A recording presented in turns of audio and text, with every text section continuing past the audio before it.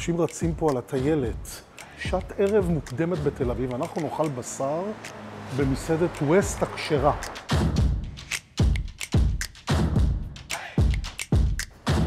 ערב טוב. בסדר. זמנת המקום? כן. כן? מה השם? ניב. ניב. מעולה. אז בואו איתי, השולחן מוכן. טוב, בוא נראה. פה יש פה המון אוכל. בעיקר בשר. טוב, צריך להתייעץ.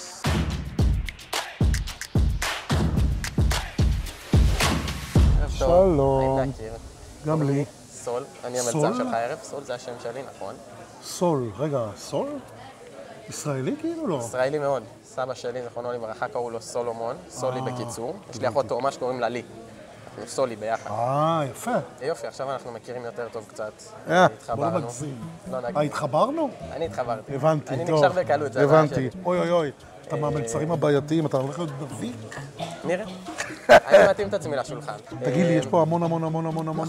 אז מבחינת גדלים של מנות, הבייגל והפרנה זה רק לחמים, יותר להתחלה ללוות מנות אחרות. תודה. מהמנה של המרק עד המנה של הקונפיק קרישה, מנות מתאימות לפתיחה. מהחציל פחמים עד המטוגנים, מהים לצלחת. זה מנות אמצע, הן גדלות ככל שאתה יורד למטה. ומהפילה לוקוס עד המנה של האנטריקוט שבסוף, זה כבר מנות גדולות, סטייל עיקריות, מנות סיום. אז הנתח קצבים נראה לי מעניין. הנתח קצבים מהמם. יפה. והייתי שמח לטעום את הקונפיק קרישה. מהמם. בריאוש של סנדוויץ' טוניסאי? נכון. אז זה כאילו טייק שלנו על סנדוויץ' טוניסאי. זה מנה שמאוד מאוד מייצגת אותנו, הסנדוויץ' טוניסאי הזה. באמת? נראה לי מספיק, לא? בשלב הזה של חיינו. אולי הייתי ממליץ לך גם לטעום את אחד מהדגים הנאים שלנו, פלמידה לבנה. אנחנו עושים אותו עם כל מיני מרקמים של סלט. טוב, נו, אז 4 מנות אני לוקח בגללך, הבנתי. יש לנו גם קוקטיילים מהממים שאנחנו מכינים פה במקום. אוי, אין קרח. אתה רוצה? למה כזה גדול? מה, זה דוגמית נראה, לא? מבחינת נפח זה לא הבדל כזה גדול, גם אין קרח בקוקטייל. רק טענות יש לי כל הזמן. נחמד, עדין, שיחזקו אותו.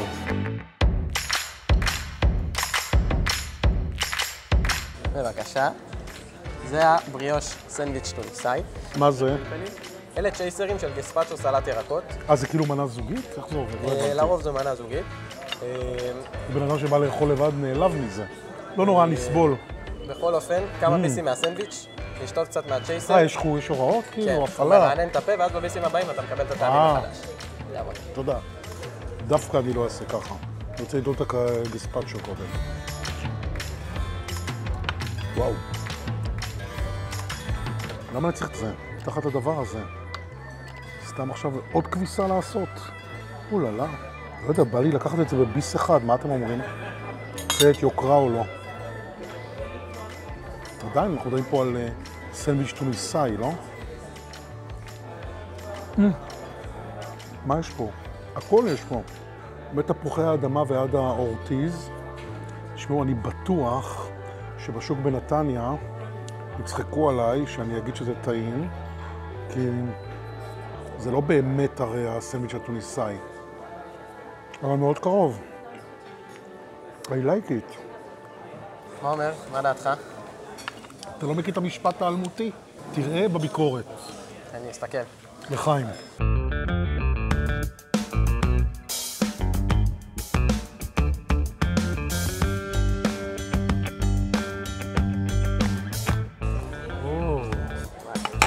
תודה. מה קורה פה? בוא נתחיל מהמנה של הפלמידה, כי יש פה סלק שהוא מוחמץ. יש סלקים אפויים במלח, גסטריק של סלק מלמעלה, וזה המנה של הקרישה. נחתור את הקרישה לאורך, לא לרוחב. למה? ואם אני אחסוך ככה, מה יקרה? לא תוכל להשתמש בסיבים שלה, כמו שצריך, הרבה יותר קשה לאכילה. אני אבדוק אותך. להכין ביס עם הממרח של הסקורדליה, זה שום שמן זית משמינים. לא צריך לתת הוראות לכל דבר. אנחנו אוהבים, זה ביס שונה.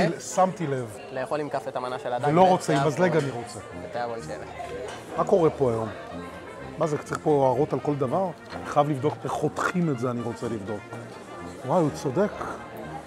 האמת שזה הגיוני משהו, אבל לחתוך את זה ככה? אבל עדיין זה ארוך מדי, מה? עדיין אני צריך לעשות כך. אני רוצה לקרוא לו ולשאול אותו איך אני אמור לאכול את כל החתיכה הזאת בביס אחד. איפה הוא? בדיוק בדקתי אותך, ואתה צודק כמובן.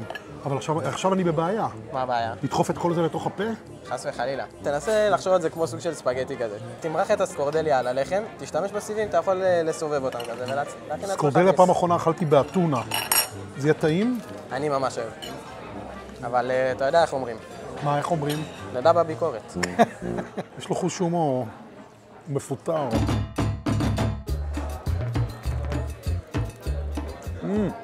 ממרח נהדר. גם השום פה במידה, אחת המנות האהובות עליי. אין עליי יוונים. אנחנו ניתם קצת מפה, כי זה רצון השף. דג טרי.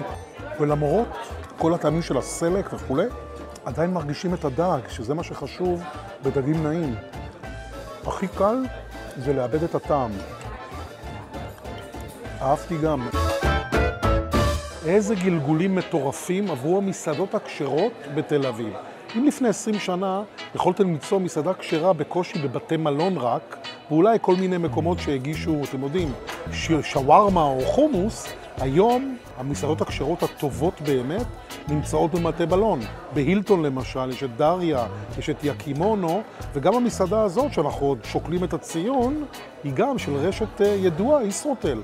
מי שהתחיל את הטרנד הזה זה בכלל יורם ניצן, השף של מוליאם, שפתח בדייוויד אינטרקונטיננטל את מסעדתו נומי, מסעדה כשרה שקיבלה אצלי 9 במדד.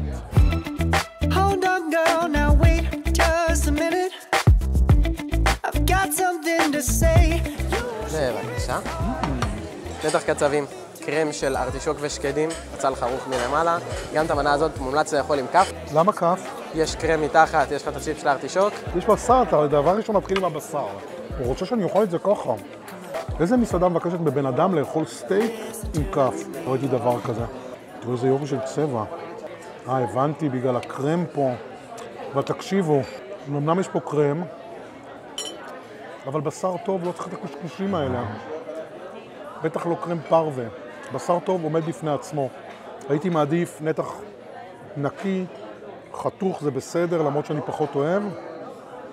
בלי כל הקרמים, אבל לפני זה ניתם את זה עם הקרם.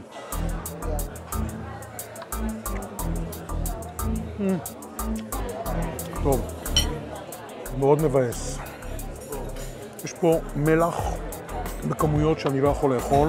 אין לי מושג אם פיזרו מלמעלה או שזה בשר מוכשר ברמות פשוט לא אכיל. זה מאוד מבאס כי כל הארוחה עד עכשיו הייתה נהדרת. בואו נבדוק גם את זה, אולי זה יהיה בלי מלח, אני מתפלל לאלוהים.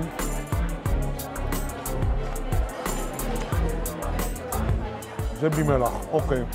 מישהו עשה פה ככה, על החלק הזה, והציע לי את החלק הזה. חבל. זה התפריט. מה הכי טעים פה? כי הכל נראה לי זוועה, הבסבוסה ובשוקולד סנוברים. כבד לי נורא אחרי כל המנות שאכלתי. נכון, אז זה קינוח שיחסית כבד. שוקולד סנופרים ושמן זית זה הגיוני. נלך על השוקולד לא, סנופרים. עם השמן זית זה פטנט שכבר עשו בכמה מסעדות.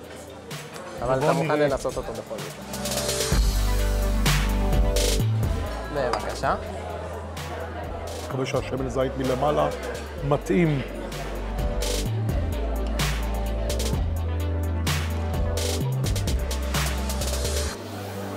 I like it. מה זה האדמה פה? אני זוכר שהוא דיבר עליה.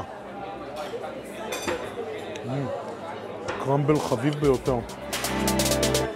זה החשבון. נו, איך היה קינוח? יש לי משפט אחד לומר לך. סמוך על סול. 492 שקלים אנחנו משלמים, אבל חייבים לומר, אני יודע, כבר נמאסתי לומר את זה, אכלתי באמת הרבה מנות. אני באמת חושב שאכלתי לזוג. גם השתי מנות הראשונות, הסנדוויץ' התוניסאי, כל המנות כאן לא עוברות את ה-80 שקלים. אחת היא 88 שקלים, כל השאר 63, 65, לא בשמיים. וגם הכוס יין היא 43 שקלים של יתיר, שזה נחשב יין יקר. אז אני מרוצה, מהמחיר לפחות. אני ברשותכם רוצה להתחיל עם השירות. מלצר כזה מקצוען, הרבה זמן לא היה לי. הוא גם ידע לענות שזה בכלל כיף גדול, ועכשיו נדבר על האוכל. אין ספק, מסעדה מצוינת, אפשר באמת להגדיר אותה גם כמסעדת יוקרה. לא הייתי מגדיר אותה כמובן מסעדת בשרי, מסעדה אקלקטית. חבל רק שהמנה שהייתה הכי אמורה להרשים אותי, נתח הקצבים, היה חלק מלוח ובלתי אכיל. חוץ מזה, שפו על השאר, 8.5 במדד שלנו.